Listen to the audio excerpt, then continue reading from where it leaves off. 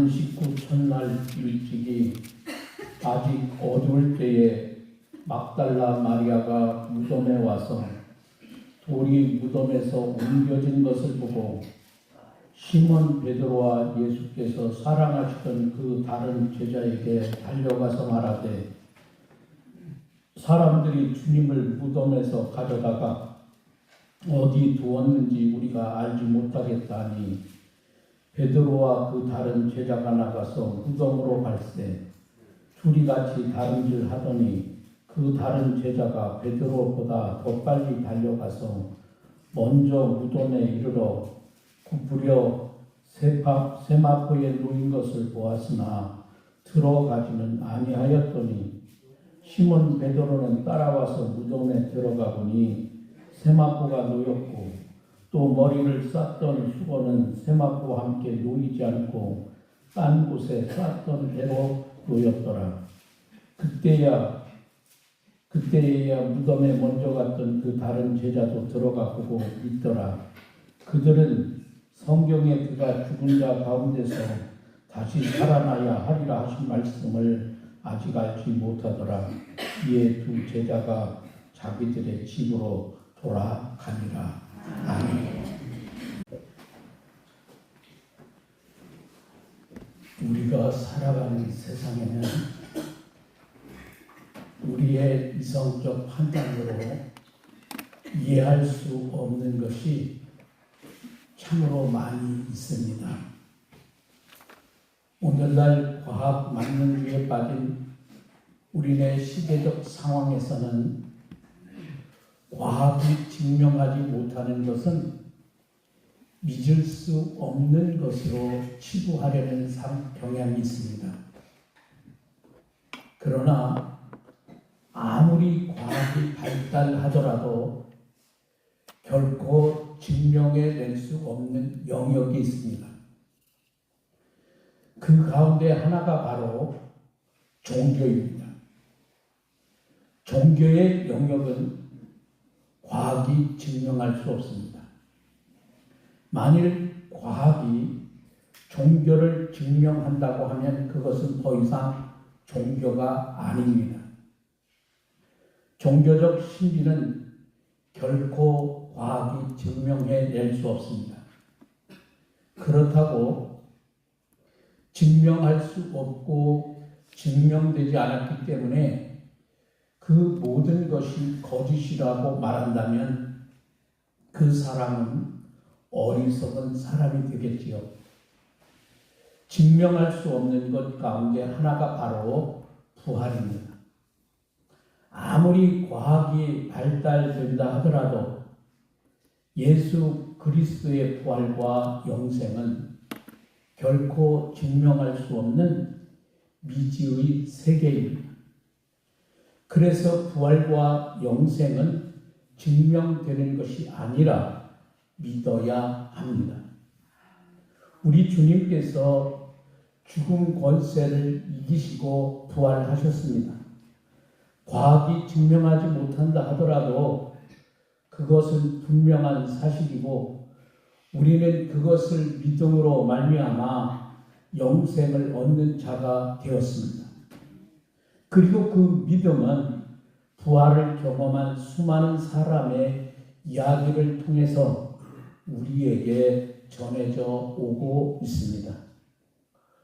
오늘 우리가 읽은 말씀은 우리 예수님의 부활을 처음 경험한 사람들의 이야기를 성경이 들려주고 있습니다.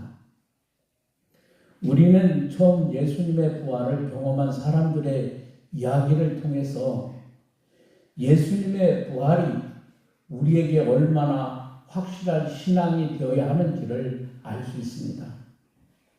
예수님께서는 십자가에 못 박히시고 돌아가신 이후에 무덤에 묻히셨습니다. 요한복음 19장 32절 기록에 의하면 우리 예수님께서 죽으신 십자가에 죽으신 날이 큰 안식일 준비일입니다. 다음 날을 큰 안식일이라 부른 것은 그날이 6월절 첫날과 안식일이 겹쳐진 날이었기 때문입니다. 그래서 그들은 그 큰 안식일에 시체를 십자가 위에 내버려 둘 수가 없어서 시체를 치워야만 했습니다. 그것을 안 아리마대 사람 요셉이 빌라도에게 가서 자신이 예수님의 시신을 처리하겠노라 허락을 받아 새 무덤에 예수님의 시신을 안치시켰습니다. 그 새 무덤이 요셉이 자기를 위해 미리 준비해 둔 무덤입니다. 아리마대 요셉은 니고데모와 함께 예수님의 시신을 그 새 무덤에 장사를 지내고 그 무덤을 커다란 돌로 막아 놓았습니다. 그리고 안식일이 지났습니다. 안식일이 지난 첫날 이른 아침에 막달라 마리아가 예수님의 무덤을 찾아갔지만 막달라 마리아는 예수님의 시신을 볼 수가 없었습니다. 그리고 막달라 마리아로부터 예수님의 시신이 없어졌다는 사실을 전해 들은 2명의 제자도 예수님의 무덤에 달려가 보았지만은 그들 역시 예수님의 시신을 볼 수가 없었습니다. 그렇다고 그들이 그 무덤 안에서 부활하신 주님을 만난 것도 아닙니다. 특별히 제자들은 그날 아침 부활하신 주님을 직접 뵙지 못했습니다. 주님을 직접 뵙지 못하고 그냥 집으로 돌아왔습니다. 여러분, 이른 새벽에 무덤을 찾아갔던 막달라 마리아도 그리고 막달라 마리아로부터 예수님의 시신이 없어졌다는 이야기를 듣고 무덤을 찾아갔던 베드로와 요한도 예수님의 시신을 볼 수가 없었습니다. 그렇다고 부활하신 예수님께서 그들 앞에 나타나신 것도 아닙니다. 그들은 그저 무덤이 비어 있었고 예수님을 싸고 있었던 세마포와 머리에 휘어져 있었던 수건이 무덤 안에 남아 있는 것을 보았을 뿐입니다. 오늘 성경은 우리에게 보았다는 동사가 4번 기록되어 있는 것을 가르쳐 줍니다. 1절에서는 막달라 마리아가 무덤에 갔을 때 무덤 입구를 가로막고 있어야 할 커다란 돌이 옮겨져 있는 것을 보았다 말씀합니다. 그리고 5절은 막달라 마리아의 이야기를 듣고 먼저 무덤으로 달려갔던 요한이 무덤 밖에서 무덤 안에 예수님의 시신이 보이지 않고 세마포가 있는 것을 보았습니다. 6절에서는 요한보다 뒤늦게 무덤에 도착한 베드로가 무덤 안에 들어가서 세마포와 수건이 따로 놓여 있는 것을 보았습니다. 그리고 마지막 8절에는 요한도 베드로의 뒤를 따라 무덤에 들어가서 무덤 안의 상황을 보았습니다.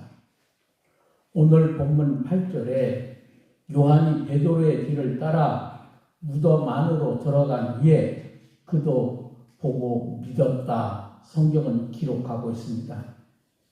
그러나 여기에서 믿었다는 말은 주님께서 부활하셨다는 사실을 믿었다는 뜻이 아니라 무덤 속에 주님이 계시지 않는다는 것을 믿었다는 거예요. 빈 무덤만 보고서는 어느 누구도 예수님의 부활을 믿지 않았습니다. 여러분, 혹 지금 우리의 신앙이 여기에 머물러 있지는 않습니까? 분명 큰 돌로 무덤을 막고 군사들까지 동원해서 그 무덤을 지키고 있는데 거기에서 예수님의 시신이 사라졌다는 것은 주님께서 부활하셨다고 하는 확실한 증거입니다. 오늘 본문 8절에 말씀하신 것처럼 예수님께서는 여러 차례 당신의 부활을 하실 것에 대하여 말씀하셨습니다. 그런데도 제자들은 그 무덤에서 되어진 상황을 보고도 예수님의 부활을 믿지 못했습니다.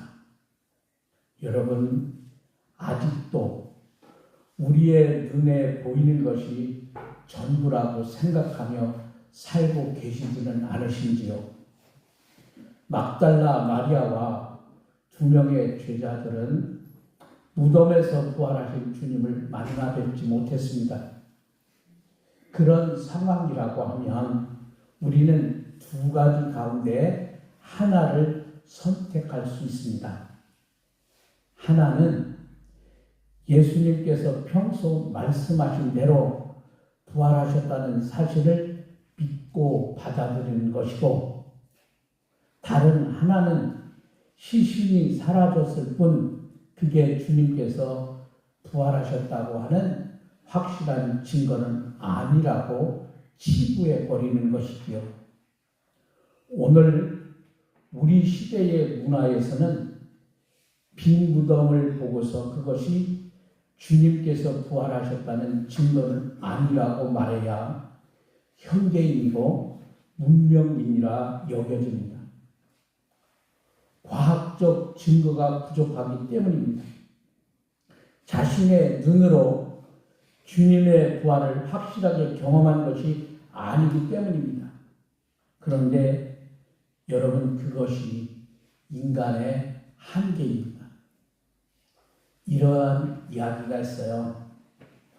신문이나 텔레비전 방송을 보면서 몸에 좋지 않다는 음식은 절대로 먹지 않고 영양평가가 이루어진 모범적인 식단을 만들어서 철저하게 그것을 지키며 살던 노 부부가 있었습니다.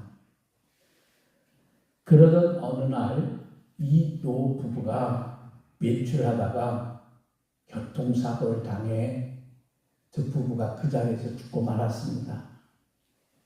죽은 후에 천사의 안내를 받으며 천국에 들어온 노 부부의 눈에 멋진 집이 보이는 거예요. 아름답게 지어진 집과 깨끗하게 정리되어진 넓은 정원, 그리고 맑은 물로 가득 채워져 있는 멋진 수영장.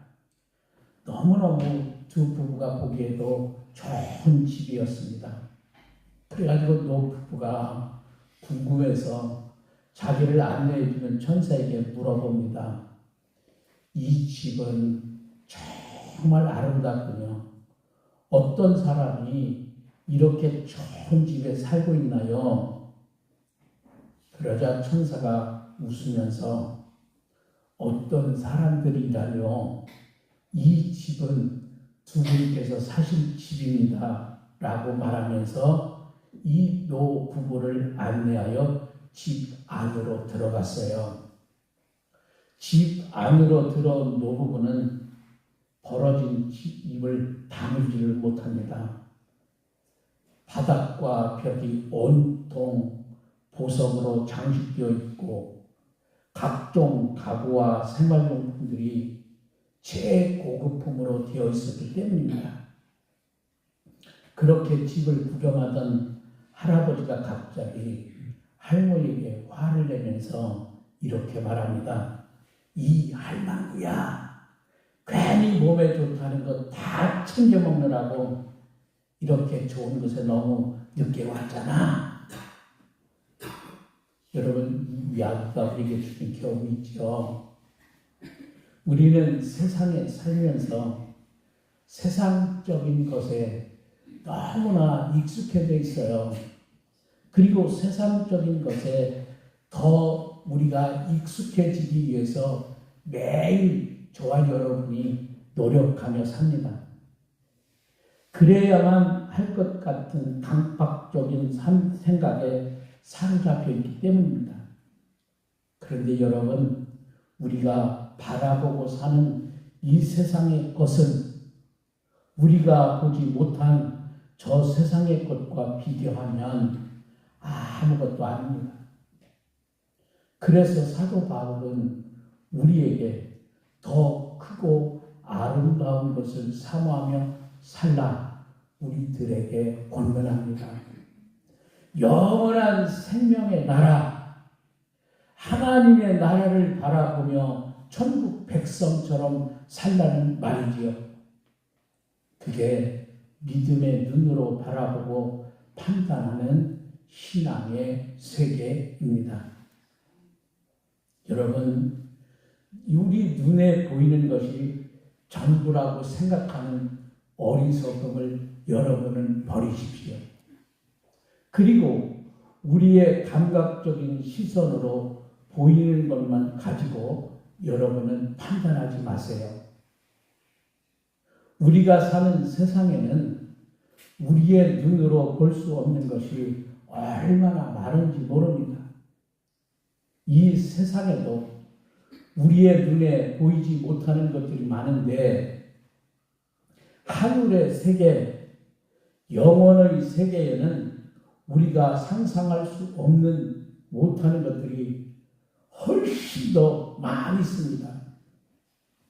특별히 신앙의 세계는 눈으로 보이는 것보다 보이지 않는 것이 훨씬 더 많이 있습니다.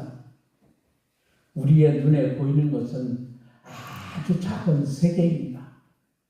우리가 볼 수 있는 것은 엄청나게 많은 것들 가운데 지극히 일부분일 뿐입니다.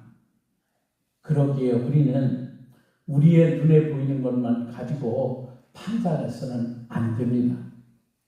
신앙은 내가 보고 있는 작은 영역을 통해서 더 크고 영원한 세상을 우리가 바라보는 것입니다. 더 큰 세상을 볼 수 있을 때 우리의 신앙의 기쁨이 있고 우리는 능력으로 살아갈 수가 있습니다. 그래서 우리는 작은 것을 보고 살지만 그 작은 것을 통해 더 큰 것을 볼 줄 아는 신앙으로 우리가 성숙해져 가야 합니다. 보이지 않는 것이 없다고 생각하며 우리는 아무것도 우리는 믿을 수 없습니다. 여러분, 의심의 눈으로 바라보면 모든 것이 의심 덩어리가 되고 맙니다. 그러나 여러분이 신앙의 눈으로 바라보면 작은 것을 통해서 더 큰 세계를 볼 수가 있습니다. 여러분, 지금 우리의 신앙이 빈 무덤 앞에 놓여 있는다 할지라도 그 빈 무덤을 통해서 부활의 확신을 가지는 신앙으로 성장해 가시기를 간절히 원합니다. 우리의 눈으로 부활하신 주님을 배우지 못했다 하더라도 지금도 우리와 함께 하시는 부활의 주님이 계심을 믿고 여러분 모두가 담대하게 사십시오. 주님은 부활하셨습니다. 그리고 그 주님은 지금도 우리와 함께 하십니다. 비록 우리의 감각적인 눈이 보이지 않는다 하더라도 말입니다. 주님은 오늘도 살아서 여러분과 함께 하십니다. 부활의 신앙으로 승리하는 우리 사랑하는 성도 여러분 모두가 될 수 있기를 간절히 원합니다. 기도하겠습니다.